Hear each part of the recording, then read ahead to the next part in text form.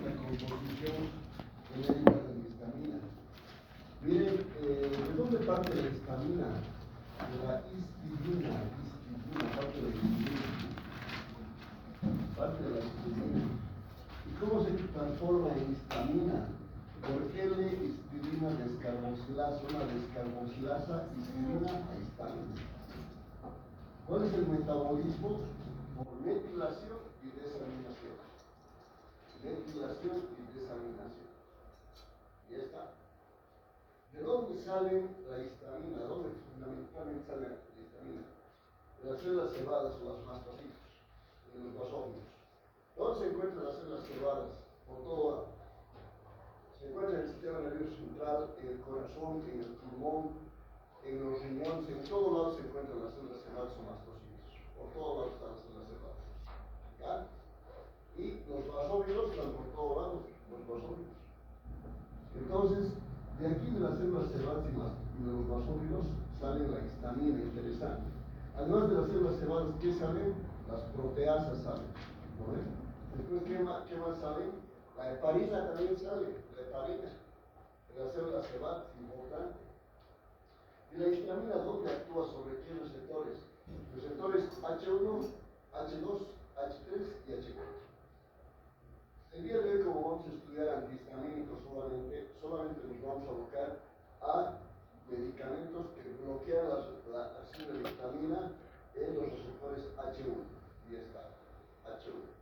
Porque H2 son gástricos, especialmente es gástrico. Bloqueadores H2 disminuyen la secreción gástrica. H3, ¿dónde se encuentra H3? Sistema nervioso central.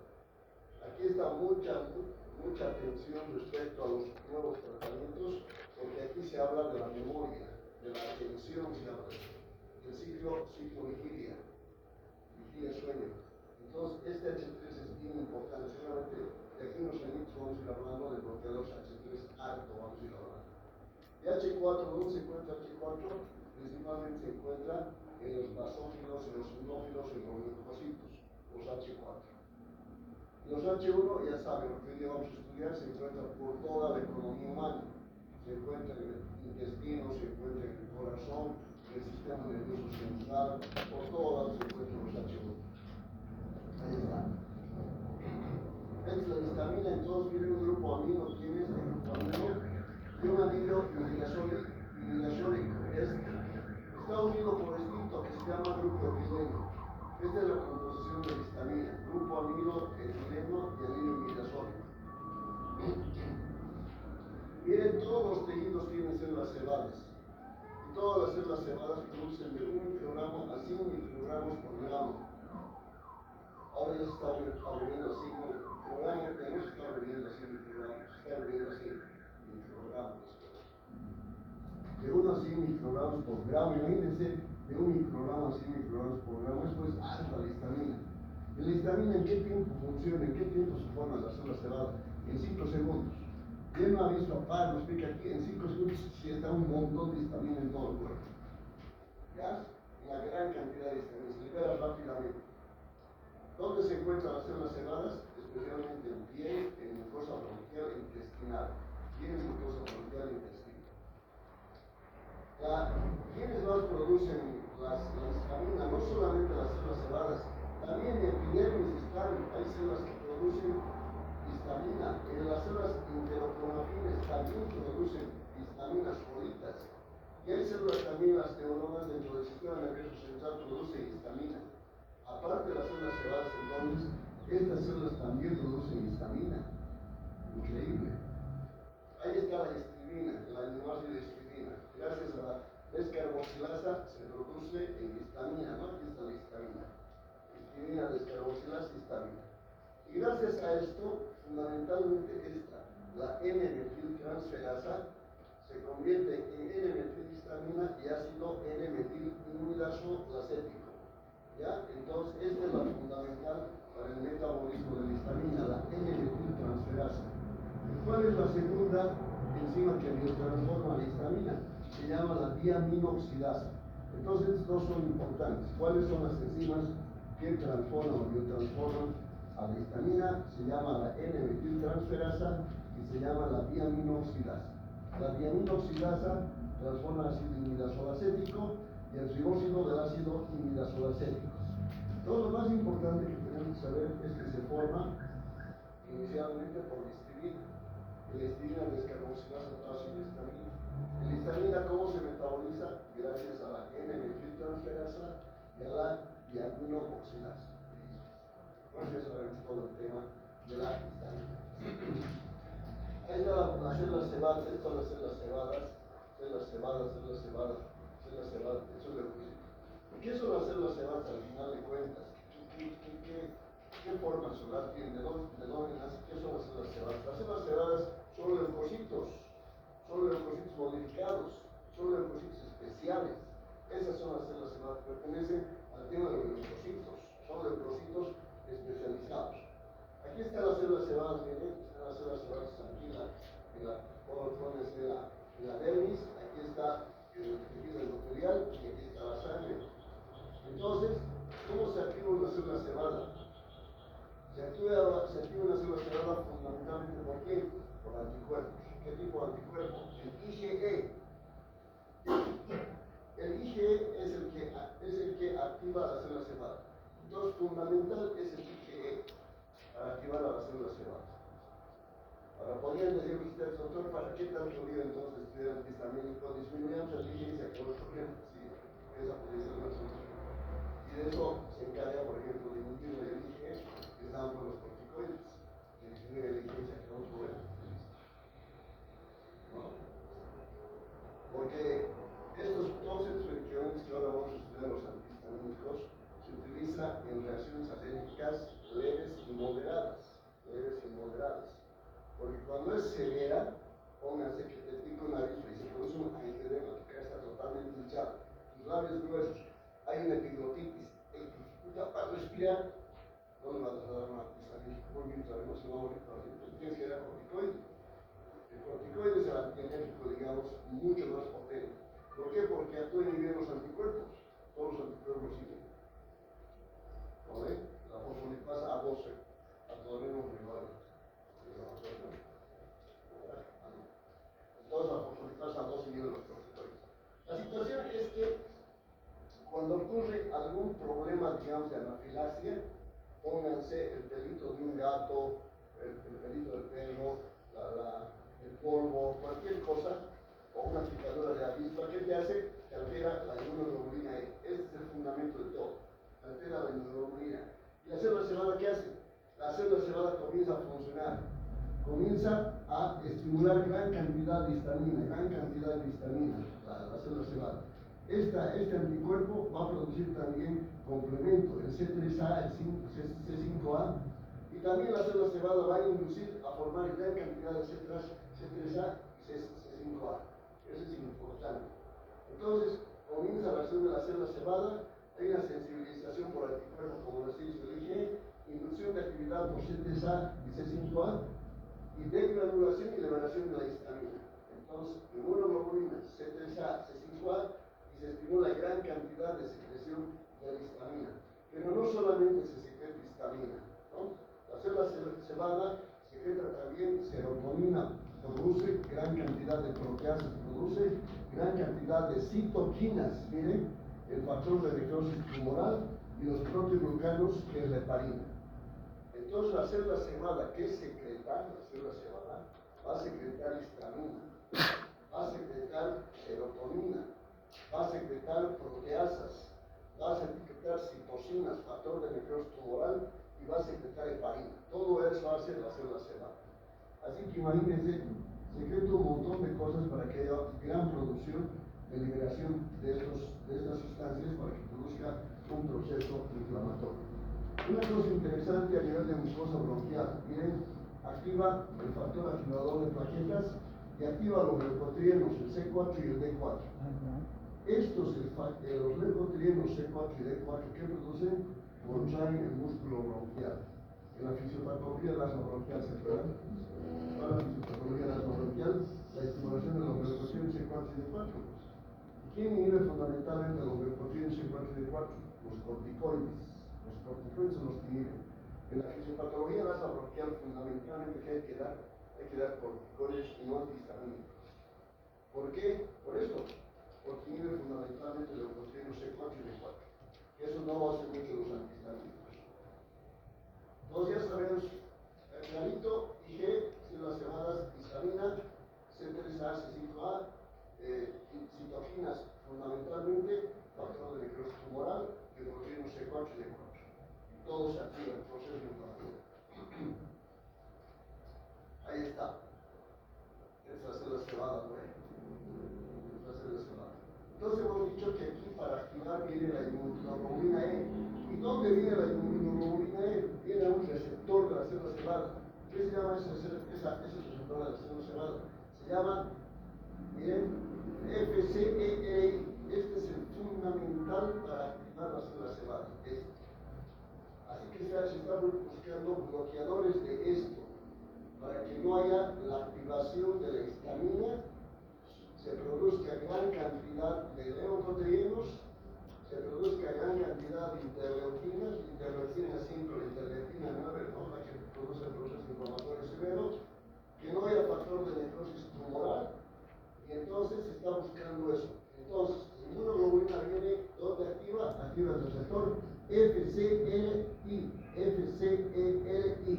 Este es el receptor más importante.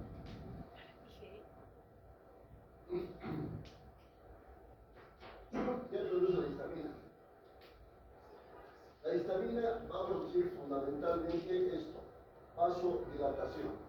Al producir vasodilatación, quiero ver si se vasodilata mucho, va a haber diabetes y van a salir los glóbulos blancos, va a salir un montón de glóbulos blancos, los eosinófilos, los basófilos, todo van a salir. ¿Qué más va a salir? Si se produce vasodilatación, va a salir plasma, ¿Qué más va a salir? Los linfocitos, es decir, la linfa también va a salir gran cantidad de los linfáticos. Eso es lo que hace la histamina. Entonces, tiene una vista pactética que produce gran cantidad de histamina. La histamina que produce vasodilatación. Entonces hace un abón aquí, un abón. ¿Por qué se hace abón? Porque sale el plasma, el líquido linfático y además los glóbulos blancos. Hay un montón de glóbulos blancos aquí. Entonces comienza a poder, ¿por qué? Porque también la histamina estimula las terminaciones nerviosas. Ahí está el vasodilatación. ¿Qué va a producir la histamina aquí en el estómago? Va a producir más secreción del ácido gástrico. ¿Gracias a qué? Gracias a estimular el receptor H2. En cambio, la vasodilatación se produce al estimular los receptores H1, los H1. Los H1 podríamos decir que son bien importantes porque actúan por todos lados. En cambio, los H2 también actúan por todos lados, pero no son conocidas todas sus funciones. Las que han sido investigadas hasta ahora solamente es en estómago. H2 entonces, estimulación del ácido clorhídrico. H1 aquí, H1 aquí, H1 aquí, H1 aquí, H1 aquí, H1. Por todos lados es H1. Histamina, hablar de histamina es hablar fundamentalmente sobre los receptores H1. H2 solamente estómago. H3, hemos dicho sistema nervioso central, ahorita está en boga el sistema nervioso central. Y H4 hemos dicho eosinófilos, leucocitos, todo el tema, ¿no? Entonces H1, aquí vasodilatación. Aquí miren, el H1 ¿qué produce? Va a producir broncoconstricción. ¿Y qué más va a producir? Aumento de la secreción bronquial. La histamina produce broncoconstricción y aumenta la secreción bronquial. Doc, ¿podemos dar el asma bronquial? Sí, podemos dar el asma bronquial. Doc, ¿es un medicamento indicado para asma bronquial? No. ¿Se acuerdan del estudio PORT que les he dicho? Del asma bronquial y del EPO. El estudio PORT. El estudio PORT nos dice los mejores medicamentos para asma bronquial y para la enfermedad pulmonar crónica son los beta-2 agonistas y los anticolinérgicos. Dos pero son también anticolinérgicos, ¿no? No, pero no son utilizados en el asma bronquial actualmente, no son indicados, ¿sí? Y el estudio de Corte lo dice claro, beta-2 agonistas y anticolinérgicos. Y nada más, ya se acabó. Broncoconstricción entonces se aumenta la secreción bronquial. Aquí, ¿qué hace la histamina? Produce broncodilatación y miren, como se produce tal broncodilatación, sale gran cantidad de plasma, sale líquido linfático y sale leucocitos. Una cosa interesante, la histamina también puede producir aumento de la secreción de adrenalina dependiendo de la dosificación. Muy grave está la cosa. Aumento de la adrenalina dependiendo de la dosificación de la histamina. Interesante. Produce procesos inflamatorios. ¿Por qué produce procesos inflamatorios? Por liberación no solamente de la histamina, hemos dicho las interleuquinas, las 5, las 9, el factor de necrosis tumoral, las proteasas, los leucotrienos CD4, ¿se acuerdan? Por eso produce inflamación la histamina. ¿Qué más produce la histamina aquí? Aquí va a producir, ¿qué va a producir el corazón de histamina? ¿Qué va a producir? Va a producir taquicardia. Todo dependiendo de la dosificación, va a producir taquicardia y va a producir aumento de la fuerza de contracción del miocardio.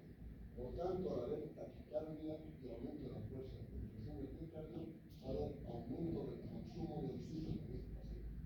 Va a haber aumento del consumo de oxígeno. Interesante. Otra cosa interesante que hace la histamina, miren, es remodelación de los tejidos y angiogénesis. Es súper interesante. Remodelación de tejidos y angiogénesis es lo que produce la histamina. Súper. Un alfiler o una punta, lesión. Cuando hay lesión, ¿qué pasa? ¿Qué se activa? Se activa las prostaglandinas, el sistema de la ciclocina.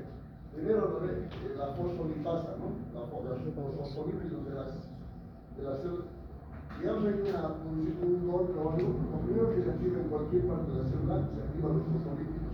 Y estos fosfolípidos se convierten en ácido araquidónico. El ácido araquidónico en ciclooxigenasa y las prostaglandinas, importante. Luego, la bradiquinina también es importante. Cuando hay una lesión se activa el sistema de bradiquinina, la cinina se activa, todo el sistema de cininas.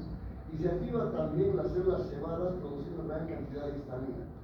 Y entonces, esta es la terminación nerviosa. ¿Y qué pasa cuando se estimula la terminación nerviosa gracias a la histamina, a la bradiquinina, al cincriol de triptófano y a la prostaglandina? Se estimula esto y hay sensación de dolor.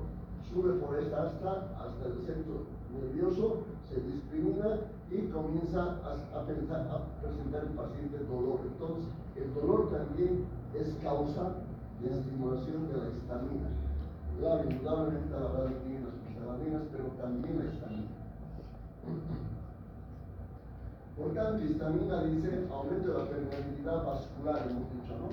Va a producir vasodilatación. ¿Qué efecto es ese? H1. Aumento de la frecuencia cardíaca. ¿Qué efecto es ese? H1. Aumento de la fuerza de contracción del miocardio. ¿Qué efecto es ese? H1. Reduce conducción auriculoventricular. Efecto H1. Luego, claro, reduce la conducción auriculoventricular porque hay taquicardia. Se contrae la aurícula, inmediatamente el ventrículo, ¿eh? Cuando hay bradicardia, se contrae la aurícula, ventrículo radical. Taquicardia, la conducción auriculoventricular es más pequeña. Por tanto, estos medicamentos van a estar indicados o contraindicados en arritmias cardíacas.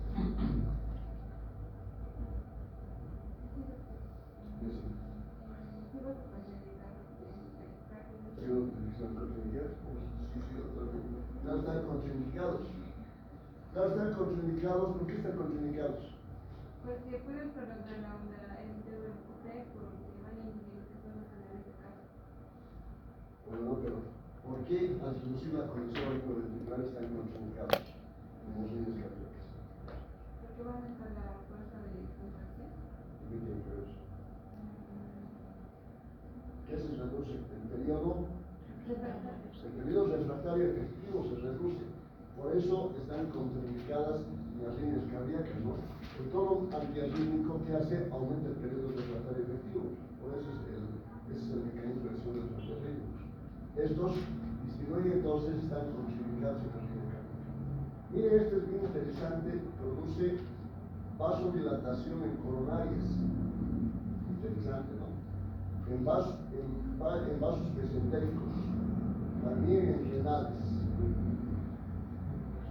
Claro, ustedes me dirían, Doc, pero se puede utilizar en infarto de circulación coronaria agudo, pero se produce taquicardia y aumenta la fuerza de contracción miocardial.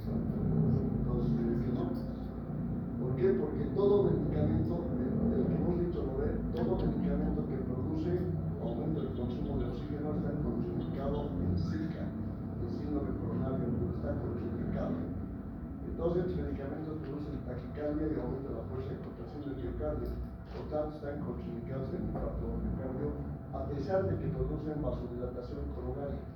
Están contraindicados. Vasoconstricción y hígado y vaso. ¿Por qué vasoconstricción, doc? Porque se estimula la suprarrenal. Por eso, dependiendo de la dosis. Porque aquí vasodilatación y aquí vasoconstricción, doc. Dependiendo de la dosis, por estimulación de la renal. Miren qué interesante, la histamina inhibe el apetito y aumenta el insomnio. Inhibe el apetito y aumenta el insomnio. Es efecto H1. Por tanto, si utilizamos antihistamínicos, ¿qué van a producir los antihistamínicos? Van a aumentar el apetito y disminuir el insomnio. Perfecto, aumenta el apetito y disminuye el insomnio. Por ejemplo, pocos medicamentos tenemos estimulantes del apetito. Uno de ellos se llama la ciprofloxacina. La ciprofloxacina es poco los medicamentos que tenemos estimulantes del apetito. El otro se llama la buclicina. Solamente tenemos dos. La ciprofloxacina y la buclicina, y ahí no tenemos más estimulantes del apetito. Broncoconstricción, efecto H1, la histamina, ¿no? Aumento de la secreción de ácido clorhídrico, pepsina y factor intrínseco H2. Hemos dicho solamente H2 en este nivel. Dosis altas estimula la secreción de médula suprarrenal, ¿no? Por eso habría la vasoconstricción y hígado y vaso, por dosis altas. Estimula terminaciones nerviosas, claro, hemos dicho, la histamina, la bradiquinina, la ciclocigenasa, la ciclohidroxivitamina, hemos dicho todo eso. Localización H1, ¿en dónde se encuentra? En todo lado del H1. Sistema nervioso central, en los bronquios, en el corazón, en el riñón, en la suprarrenal, en todo lado del H1. Por todos lados estamos H1. Funciones hemos dicho: vasodilatación, broncoconstricción, dolor, picor, picadura de insectos, trastornos alérgicos te va a dar histamina, estornudos, picor, nariz y garganta, conjuntivitis, y te pueden producir disnea. ¿Por qué? Porque hay broncoconstricción y aumento de la secreción bronquial, la histamina.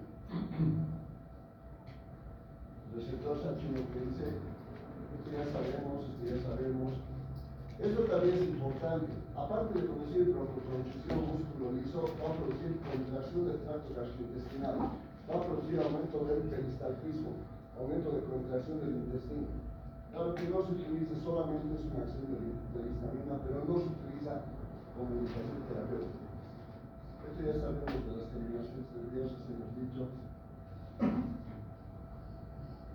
Receptores H2, ¿dónde están? Células parietales de la mucosa gástrica. Aumenta la pepsina y ácido clorhídrico. Receptores H2. Claro, las células parietales, las que producen ácido clorhídrico en el estómago, las células parietales, ¿por qué se estimulan? Se estimulan por el nervio vago, se estimulan por la gastrina y se estimulan por la histamina. Se estimulan por el vago, por la gastrina y por la histamina. Estos son antihistamínicos, solamente inhiben esto. Pero se han hecho pruebas para saber si realmente inhiben también estos dos. Hay pruebas de que existe también la acción sobre estos dos. Disminuye la acción del vago y disminuye la acción de la gastrina. Pero a pesar de eso, le gana el omeprazol. ¿Por qué? Porque aquí está la célula parietal, aquí está el vago, aquí está la gastrina, aquí está la histamina, secreta ácido clorhídrico, pero aquí se encuentra la bomba pues, de protones. La bomba de protones la inhibes esto y no se produce nada de ácido clorhídrico. Así que ¿quién gana? La bomba de protones. Porque está en el anillo ahí, no deja salir ácido clorhídrico, se acabó. Funciona desde acá. Así que así, la ranitidina fundamentalmente, pero es antihistamínico. Célula biocárdica, aumenta la frecuencia cardíaca, aumenta la contracción. Ahí está donde se encuentran los receptores H2. Los H3, ¿dónde se encuentran? Ganglios basales, hipocampo y la corteza, es bien importante. También está en pulmón, estómago, intestino y páncreas, pero H3 donde fundamentalmente están ganglios basales, hipocampo y la corteza. Miren qué interesante, agonistas H3 promueven el sueño, antagonistas H3 promueven el insomnio. Este dato es bien importante. Agonistas H3 promueven el sueño, antagonistas H3 promueven el insomnio. H3, súper interesante. H4, médula ósea, eosinófilos, los monocitos, mastocitos, basófilos. Esto pero ahora estoy investigando mucho los H3. Secreción del ácido gástrico, aquí está el estómago, estimula la secreción gástrica, aumenta la persina, factor intrínseco, contrae el músculo intestinal H1, ¿no? Efecto H1. Entonces, efecto H1 contrae el músculo intestinal, H2, estimulación de la secreción del ácido fólico. Ahí está la famosa ranitidina. Sistema nervioso central, miren qué interesante. Las neuronas que tienen histamina, ¿qué hacen? Regulan el ciclo del sueño-vigilia, súper importante. Ritmo circadiano y de alimentación, ritmo circadiano y de alimentación. La inmunidad. Concentrado, sí. Tú, por favor, aquí adelante. ¿Qué parte te tocó? Ahí para ahí. Listo. Muy bien, el sistema nervioso central es súper interesante. Viene regula el ciclo sueño-vigilia, ritmo circadiano y de alimentación, la inmunidad, el aprendizaje, la memoria, inicio del apetito y aumenta el insomnio, como hemos dicho, súper interesante. Entonces, medicamentos aquí se están investigando los H3. Porque miren, podemos estimular el aprendizaje, podemos estimular la memoria. Súper interesante, vamos a tener buenos medicamentos acá. Cardiovascular, ya hemos dicho, dilata vasos de resistencia, por tanto, si produce vasodilatación, va a disminuir la presión arterial, va a producir hipotensión arterial. Esto, mejor dicho, la histamina, ¿no? Va a disminuir la presión arterial. Sistema cardiovascular, ya lo hemos dicho, vasodilatación, ¿gracias a qué? Gracias a aumentar el óxido nítrico y aumentar el GNP cíclico. Óxido nítrico, vasodilata, GNP cíclico, vasodilata. Ya estamos ahí. ¿Por qué aumenta la permeabilidad capilar? Porque produce estimulación del sistema ROA y ROC. El ROA y ROC, que produce vasodilatación, alteración de calcio, y además el sistema ROA-ROC tiene que ver mucho en la promoción de la multiplicación celular. Les cuento que este ROA-ROC tiene que ver mucho con el tema del cáncer de mama, con el tema del cáncer de estómago, cáncer de colon. La estimulación del sistema ROA-ROC por estimulación de la formación de células, de proliferación celular. Esto está investigando para el tema del cáncer. Súper interesante. La histamina que hace estimula el ROA-ROC, la histamina para producir vasodilatación y para producir proliferación celular. Súper interesante esto. Por eso aumenta la contractilidad. ¿Por qué? Porque aumenta el calcio. Calcio intracelular, sí. ¿Qué más estamos aquí? Aquí está la histamina, aquí está el tamaño, H1, 487, H2, H3, H4, el demás volumen a la H1, ¿no? H1. Miren, todos estos funcionan gracias a qué? A la proteína G, un segundo mensajero. Para ser activado necesitan de un segundo mensajero estos receptores que se llaman proteína G, esta proteína G. ¿Y qué tipo de proteína G es? Específicamente es la proteína G11. ¿Qué hace esta proteína G11? Aumenta el calcio, va aumentando la frecuencia cardíaca y la contractilidad del miocardio, aumenta el óxido nítrico, va a producir la vasodilatación, y aumenta el GNP cíclico y va a producir la vasodilatación. Entonces aquí está fácil, ¿no?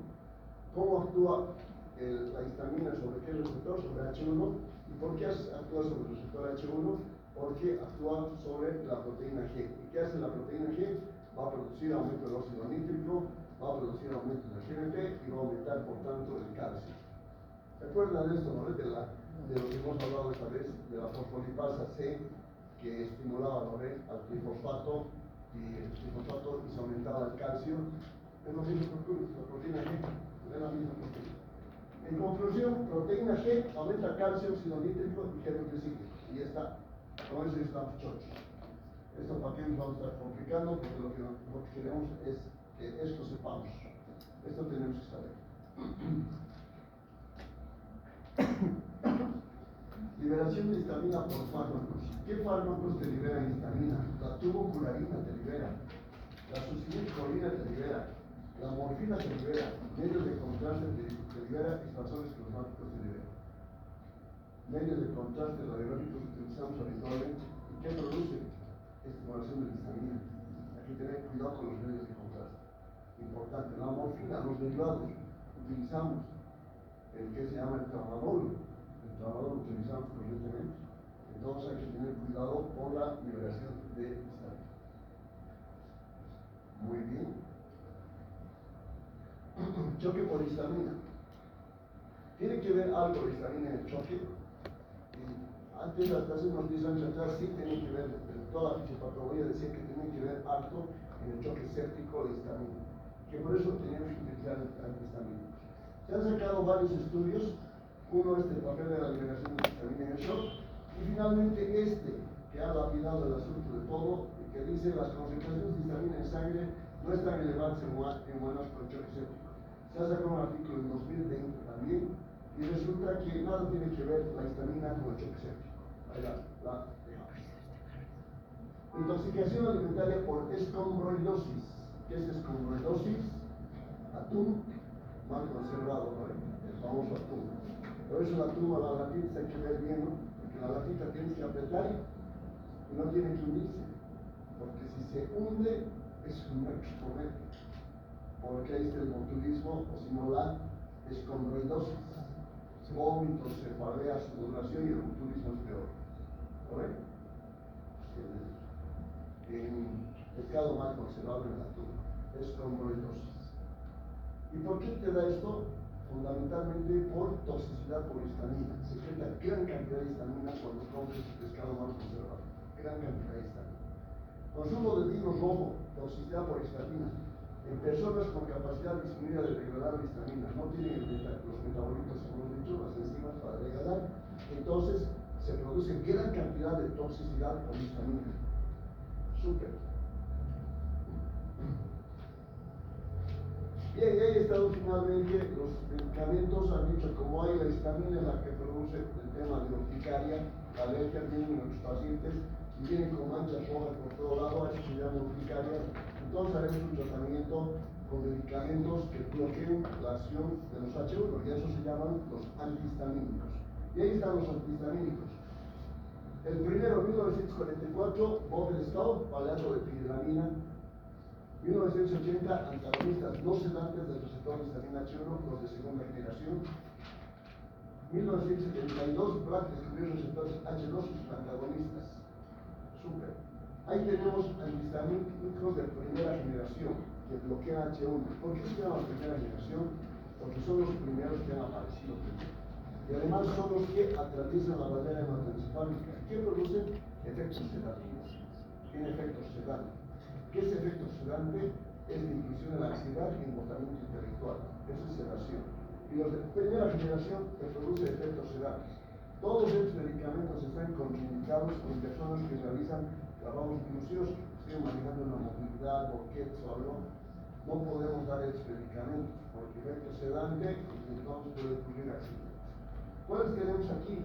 Fundamentalmente tenemos varios. Uno de los más conocidos, de los primeros, se llama clorfeniramina. Este era el más conocido. ¿Cómo era antes clorfeniramina? Es del grupo de las alquilaminas, la tripolidina, clorfeniramina y bromfeniramina. Fundamentalmente es de la clorfeniramina. Otro grupo súper archiconocido, las etadoaminas. Y aquí está la difenilamina y el famosísimo vinegrilinato, el vinegrilinato. ¿Por qué es famoso el vinegrilinato, el famoso grabol? El grabol es el vinegrilinato. ¿Por qué? En las flotas, en el avión, grabolcito, vinegrilinato. ¿Por qué? Porque es anticinetóxico y disminuye ese efecto antiemético, disminuye las náuseas y los vómitos. Efecto antiemético y anticinetóxico. ¿Por qué tiene efecto antiemético anticinetóxico? Por ser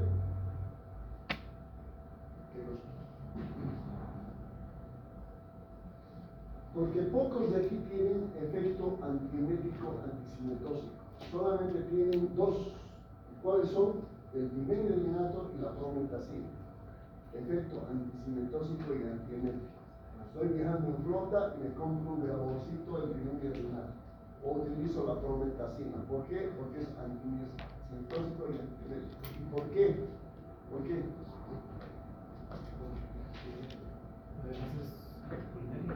¿Ah? Porque es anticolinérgico. ¿Por qué es anticolinérgico? Perfecto. Entonces, ¿por qué es anticinetóxico y antiemético? Porque tiene efecto anticolinérgico. ¿Se acuerdan de los anticolinérgicos? La atropina, el burundanga, la butilosirpolamina era anticolinérgico y era pues para las náuseas y efecto anticinetóxico. ¿Se acuerdan? Entonces, ¿cuáles son los medicamentos que vamos a utilizar para el viaje anticinetóxico antiemético? Dos. Nos quedamos con dos. El vinegrilinato y ¿cuál más? La prometacina. Y listo, ya lo sabemos entonces. Aquí tenemos la piperacina, la hidroxicina, que es sedante, este es el más sedativo que hay, la hidroxicina. La hidroxicina. Las piperidinas, tenemos el astenisol, la azatirolina, y aquí tenemos una droga importante, la cicloheptadina. ¿Qué hemos dicho de la cicloheptadina? Hemos dicho que la cicloheptadina, igual que la buclicina, son estimulantes del apetito. ¿Cuáles son los estimulantes del apetito? La cicloheptadina y la buclicina. Aquí también en el grupo de las piperidinas tenemos la perfenamina. Hay un medicamento interesante aquí, que actúa, este antihistamínico actúa fundamentalmente en el sistema nervioso central, produciendo vasodilatación. Entonces las personas, falta de memoria, insuficiencia vascular cerebral, le damos medicamentos que produzcan vasodilatación cerebral. ¿Para qué? Para que haya más cantidad de sangre y mayor oxigenación. ¿Qué medicamentos producen vasodilatación cerebral aquí en el sistema nervioso central? La sinaricina y la flunarizina.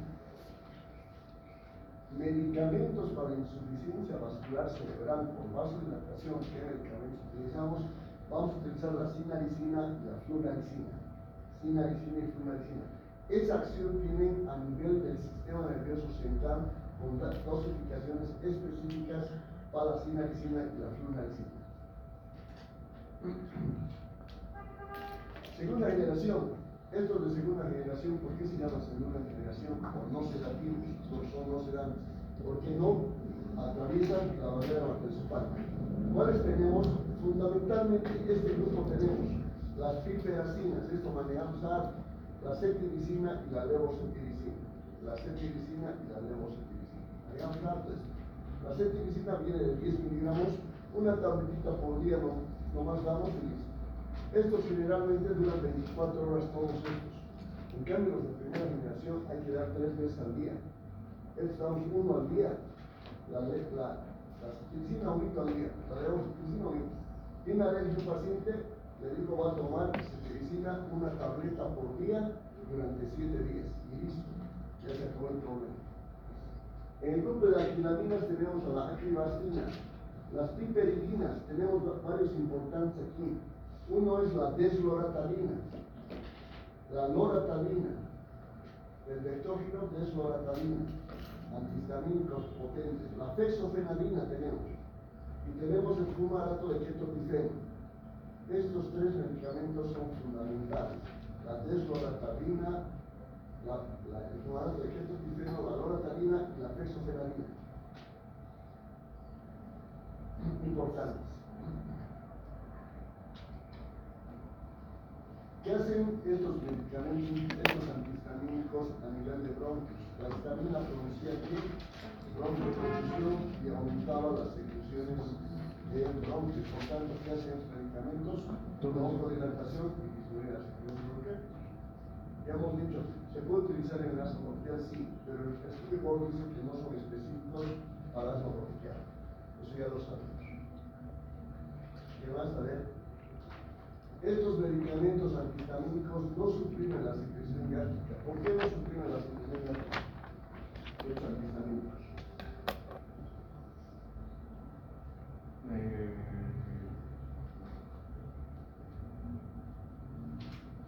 Porque no van al H2. Claro, nada que ver con H2. Son bloqueadores H1. Los H2 tienen que ser para bloquear la secreción gástrica. Entonces, como la valentina, los H1 que tienen que haber aquí, nada que ver. ¿Son ineficaces en el asma bronquial? Sí. Mira qué interesante, estos medicamentos antihistamínicos son estabilizadores de la célula cebada. Los de segunda generación tienen propiedades antiinflamatorias. ¿Por qué tienen propiedades antiinflamatorias esos de segunda generación? Porque actúan bien sobre la disminución de citocinas, disminución de eosinófilos, disminución de moléculas de adhesión. ¿Quiénes? Fundamentalmente la cetiricina, la loratadina, la fosfenadina y el ketoprofeno. Estos son los menores, ¿no? La cetiricina, la desloratadina, la fosfenadina y el ketoprofeno. Disminución de citocinas, eosinófilos, disminuye moléculas de adhesión. Hacen todo lo contrario de la histamina, entonces, todos los medicamentos antihistamínicos. Sistema nervioso central estimula y deprime el sistema nervioso central. Fundamentalmente, a las dosis que damos, deprime el sistema nervioso central, los de primera generación. Por eso son efectos sedativos, primera generación. Miren, antagonistas H1, primera generación. Depresión central. Disminuye el estado de alerta, reacción lenta, somnolencia. Todos esos medicamentos de primera generación. Este datito es interesante. La clozapina es un antagonista H1H3. H1H3. Y por tanto, al ser un antagonista H1H3, fundamentalmente es antipsicótico. ¿Cuál es el único antipsicótico de los antihistamínicos que bloquean los receptores H1H3 y son agonistas H4? La respuesta, la clozapina. La clozapina, antagonista H1H3, agonista H4, antipsicótico. Perfecto. De primera generación estamos hablando, ¿no? De segunda generación son los sedantes, no atraviesan la barrera hispánica. Ustedes ya saben, por baja por ser bajo, no ser muy liposolubles y ser sustrato de la glicoproteína P. Importante. Primera generación, hemos dicho, efectos colinérgicos muscarínicos. Principalmente dos medicamentos. ¿Cuáles son los dos medicamentos? Honorio.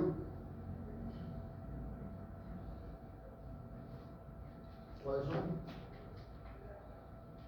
¿Cuáles son? Pero hemos dicho que hay dos efectos colinérgicos que son anticolinérgicos para la flota. ¿Cuál?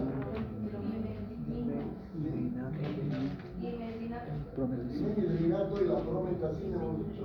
El linato y prometacina. Según la generación no tiene efecto sobre los receptores colinérgicos. Entonces les pregunto, ¿cuál es de segunda generación? ¿Tiene efecto anticolinérgico o anticinetóxico? ¿Cuál? Segunda generación.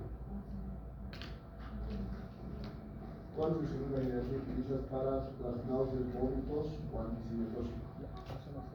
¿Cuál? La fenfenalina, la fexofenalina, el ketoprofeno, ¿cuál? ¿Cuál es el que Ninguno, pues estoy diciendo no tiene efectos colinérgicos. Efecto anestésico local. Estabilizador del sodio, ¿se acuerdan? El estabilizador del sodio en la membrana tiene efecto anestésico local, así actúa la lidocaína. ¿Y de aquí cuál tiene efecto anestésico local? La prometacina a dosis altas.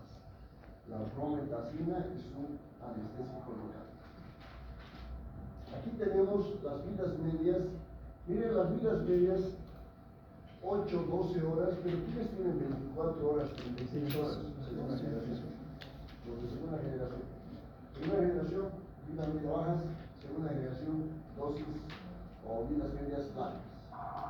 Impulso terapéutico, diagnóstico de este paciente. ¿Cuál es el diagnóstico de este paciente? Viene este paciente con lesiones eritematosas, eritematosis por todo el cuerpo, eritematosis sobre las rojas. Te dice, doctora, a veces creciendo mucho todo el cuerpo. ¿Y diagnóstico cuál es? Ya hemos mostrado 2 veces esta misma fiesta. Anafilaxia, ¿Ah? una alergia urticaria. ¿Cuál es? ¿Qué diagnóstico tienes? No, el síndrome de Stevens-Johnson es un proceso inflamatorio a nivel de corazón, a nivel de riñón, bronquios, es para terapia intensiva. Este show está hecho para estar mal el paciente, tiene dificultad para respirar, taquicardia, está mal. No es Stevens-Johnson. Este paciente viene a la consulta, doctora, mire, me han salido por todos lados lesiones eritematosa en todos lados de todo el tengo, me expreso mucho. ¿Qué diagnóstico es? ¿Qué diagnóstico es? ¿Cuál es? Urticaria, lesiones eritematosa en todo el cuerpo. Tiene que poner usted su diagnóstico de urticaria, tiene que poner urticaria. Ya se agarró un gatito, estás estornudando, tienes mucha secreción nasal, después el cuerpo te han aparecido unas lesiones chiquititas, cualquier tipo de alergia, vamos a utilizar esos medicamentos, los antihistamínicos. En un paciente con urticaria, vamos a utilizar estos medicamentos. En un paciente con náuseas y cinetosis, vamos a utilizar estos medicamentos. ¿Cuáles vamos a utilizar? ¿Qué medicamentos? Con estos para la náuseas y cinetosis. ¿Cuáles son? La promethazina. ¿Por qué? ¿Por qué utilizamos estos medicamentos?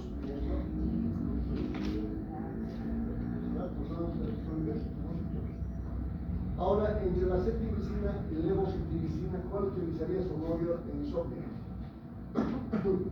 Entre la cetirizina y la levocetirizina, ¿cuál utiliza? Para el insomnio. ¿Cuál utiliza? Ninguno, porque son de segunda generación. No atraviesan la barrera hematoencefálica. La primera generación será enfermedades alérgicas, rinitis, urticaria, conjuntivitis. Por eso la rinitis, la urticaria, todo esto, la conjuntivitis, ¿en qué hay? En los antigripales. En los antigripales van a haber, siempre hay estos medicamentos. ¿Quiénes hay? La clorfeniramina. Se van a fijar ahí antigripal compuesto, lechero, cualquier antigripal, clorfeniramina tiene. Todos tienen clorfeniramina. Luego promethazina tiene, hidroxicina también tiene, o astenisol o terfenadina. Fíjense, cualquier antigripal está de primera generación estamos. Por eso cuando tomas el Vitagrip compuesto, el de noche, cualquiera de noche que tomes, siempre tiene estos medicamentos. Generalmente clorfeniramina, terfenadina, astenisol. Entonces, ¿por qué duermen bien rico la noche? Primero te descongestionan, todo está bien, los bronquios está perfecto, porque hay broncodilatación, disminuye la secreción bronquial, hay vasoconstricción, porque tenía rinitis, como la histamina produce vasodilatación, el plasma sale un montón y tienes un montón de moco ahí, entonces como se cierra y vasoconstricción, respirando mejor, es un antihistamínico y de paso duerme bien toda la noche, primera generación, ¿no? Ni modo que haya de segunda generación en los antigripales, no existe. No te van a dar cetirizina en antigripal. Hay que ver, pues, porque tienen tendencia al sueño, eso es importante. Entonces, ya lo sabemos, ahí está. Dermatitis atópica, te colocas un alito y tal, proceso inflamatorio, ¿no? En este proceso se me ha hinchado toda la oreja. Antihistamínico, tomó una cetirizina, una tableta de 25 días y está. Picadura de insectos, una levocetirizina, una una difenidramina, algo así, y ya está. Ya estamos. Ácido bronquial, como hemos dicho, el estudio Porter dice que no. Miren, un angioedema severo, así viene el paciente, tiene dificultad para respirar. No puedo hablar, hasta respirando. No le puedes dar estos medicamentos, pues, porque estos medicamentos son para alergias leves y moderadas. Para alergias severas, tienes que utilizar corticoides. No puedes dar este proceso severo. El estudio común está, evita la rinorrea, efecto anticolinérgico, está bárbaro, y está.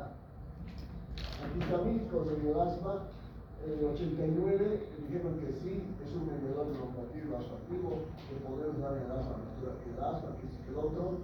Luego viene este artículo del 2017 y dice nada tiene que ver la histamina en la fisiopatología del asma y chao parece. Ya nada que ver antihistamínicos en el tema de la salud. Otra vuelta, cinetosis, vértigo, sedación, esto. Nivel de vida fundamentalmente promethazina, sedación, difenidramina, microcina, todos los medicamentos. ¿Ya? Minier, nitrato. Sedante y ansiolítico. ¿Cuál es el más sedante y ansiolítico de todos estos medicamentos? Se llama hidroxicina, ¿Qué medicamentos estimulan el apetito? Son dos, la brugherisina y la ciprofloxacina. La ciprofloxacina, aparte de ser antihistamínico, ¿tiene algún efecto más? Sí, tiene un efecto antiserotonínico y anticolinérgico la ciprofloxacina. Entonces tiene la ciprofloxacina antihistamínico, antiserotoninérgico y anticolinérgico, y es un estimulante del apetito. Ya está. Aquí dice, pocos medicamentos hay estimulantes del apetito, y uno de ellos es la ciprofloxacina. El estudio el I dice, en 2021, dice, eficacia y tolerabilidad de la ciprofloxacina y la falta de apetito. Un estudio multicéntrico aleatorizado, doble siglo controlado con placebo. Fundamentalmente, ¿en qué termina esto? Termina en que sí, la ciprofloxacina sirve como estimulante del apetito, y es uno de los pocos que son estimulantes del apetito. Sedación, hemos dicho primera generación, ¿no? Todo el tema de insomnio, todo el tema. Efectos adversos, lógicamente, mareos, pimientos, incoordinación, visión borrosa, los de primera generación. Terfenadina, estrenisol, prolongación del QT, lorguera, tosina, conteja. Esta es como una fibrilación ventricular, ¿no? Ya tiene este paciente, imagínense, es una fibrilación ventricular. Y una fibrilación tipo fibrilación ventricular que tenemos que utilizar, pues, escáneres, pues. Porque esto ya, una fibrilación, hay que utilizar un estimulador, no es para el tratamiento. Por eso cuando ustedes colocan el aparato para ver un paro cardíaco, ¿por qué colocan el aparatito para ver el electrocardiograma? Para saber si tengas historia, no tiene fibrilación ventricular. Así se aparece fibrilación ventricular. Y si hay fibrilación ventricular, ¿qué tienen que hacer? Agarra el disco de tocar 160 joules por que lo coloques en tus dedos. 1 o 2 veces para el aparato, le das un desfibrilante. Eso, porque es una fibrilación. En cambio, en sistolia, paro de sistolia, como las películas, ¿qué medicamento das? Porque hemos hablado de eso. ¿Qué medicamento das? Paro de la sistolia. Una línea. En el monitor aparece línea.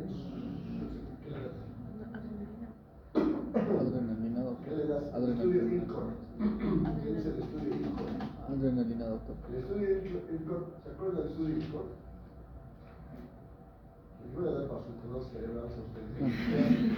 ¿Ves que han dicho el estudio INCOR? El estudio INCOR, ¿se acuerdan lo que dice? Utilizar adrenalina en un paciente con párroco asistolia.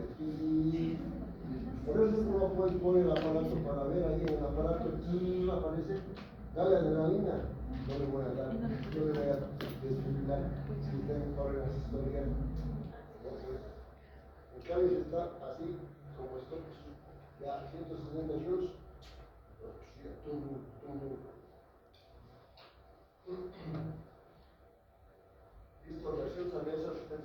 comentar de esto, ya hemos terminado. Medicamentos para alergia durante el embarazo, esto es importante.